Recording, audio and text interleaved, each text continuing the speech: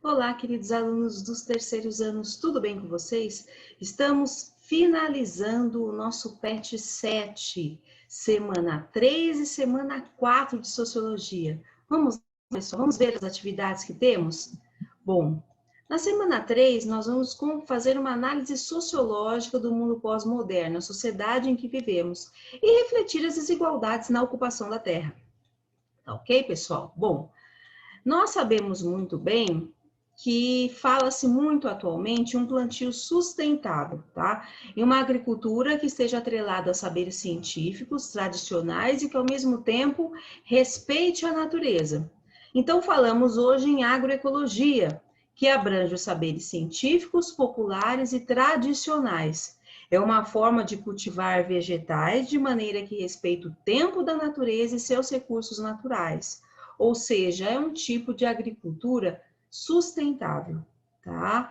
Além disso, esse tipo de agricultura, esse tipo de manejo defende a volta da maneira de cultivar anteriores aos usos dos agrotóxicos e de outras práticas promovidas pela Revolução Verde, ou seja, o capitalismo atrelado à agricultura, onde há o uso dos agrotóxicos e muitas vezes há o desrespeito à preservação ambiental.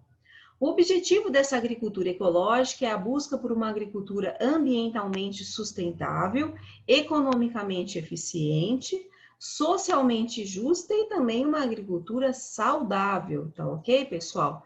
Então, busca-se novas alternativas para o plantio e, mais ainda, o plantio de produtos saudáveis sem agrotóxicos, tá? Qual é a atividade da semana? Bom, o exercício número 1 diz que o processo de modernização agrícola, com os avanços da energia a vapor, da mecânica, da genética vegetal, dos descobrimentos da química agrícola, tem continuidade em âmbito mundial nos setores agrários capitalizados. Essa terceira revolução agrícola, apoiada por um conjunto de incentivos de políticas agrárias dos Estados Unidos e na Europa, e daí para os países em desenvolvimento, ficou conhecida internacionalmente como a Revolução Verde, tá ok? Ou seja, as modernizações, as tecnologias atreladas ao plantio agrícola.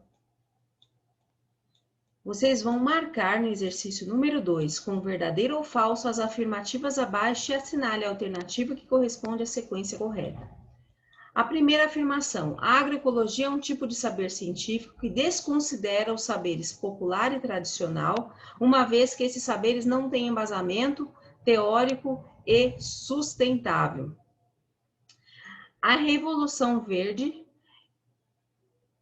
é o termo que designa o processo de mecanização do campo, o aumento expressivo no uso de fertilizantes, químicos e agrotóxicos, a diminuição da biodiversidade, a concentração da terra, entre outros aspectos. A agricultura, desde a pré-história, faz a diferença na forma de organização social, econômica e social das pessoas, e essa organização foi similar em todas as partes do mundo.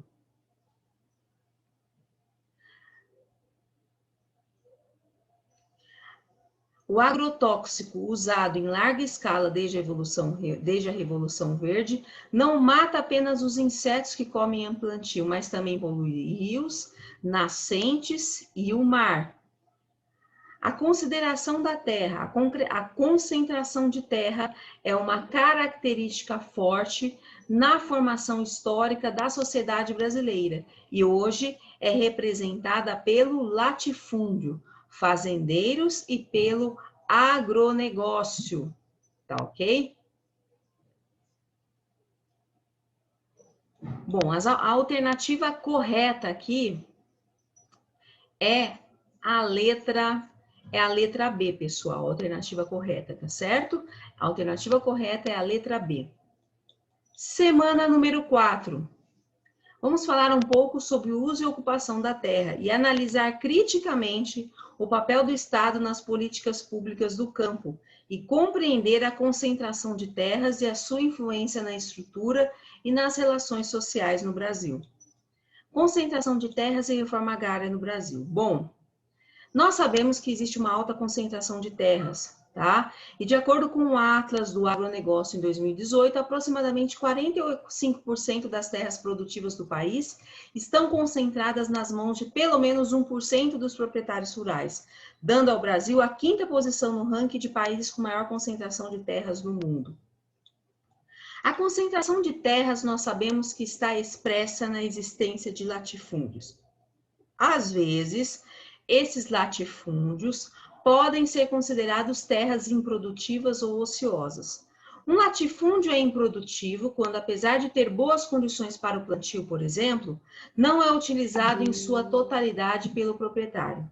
Isso pode ocorrer quando a propriedade é tão grande que o seu dono não dá conta de explorar toda a sua extensão, ou ainda quando ocorre a especulação imobiliária, que é quando o proprietário deixa sua terra ociosa, esperando que ela se valorize com o tempo, para vendê-la no futuro a um preço mais alto do que quando a comprou.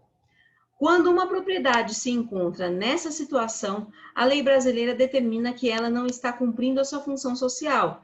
E o que seria a função social de uma propriedade?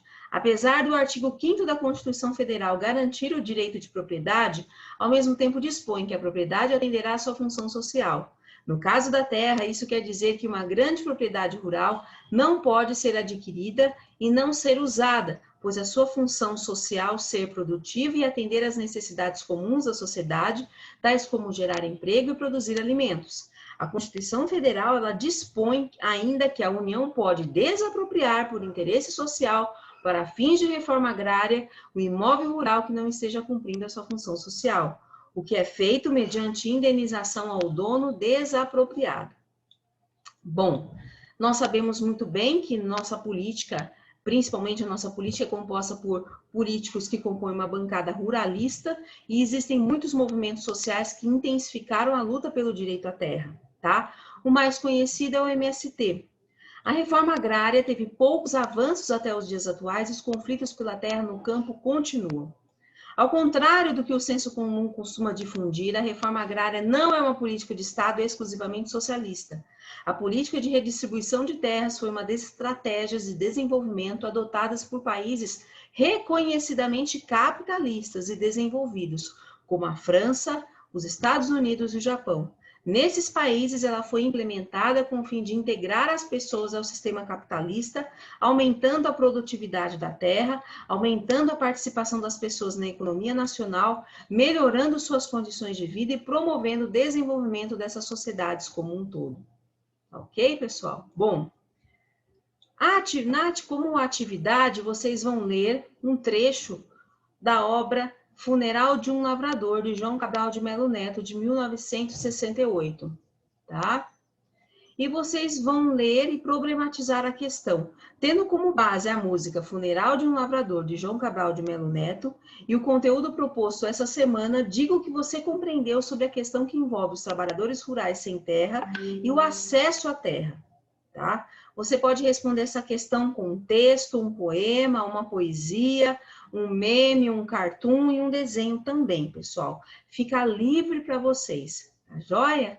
Vocês podem responder essa questão de uma maneira livre. Bom, pessoal, um grande abraço a todos e finalizamos o PET 7.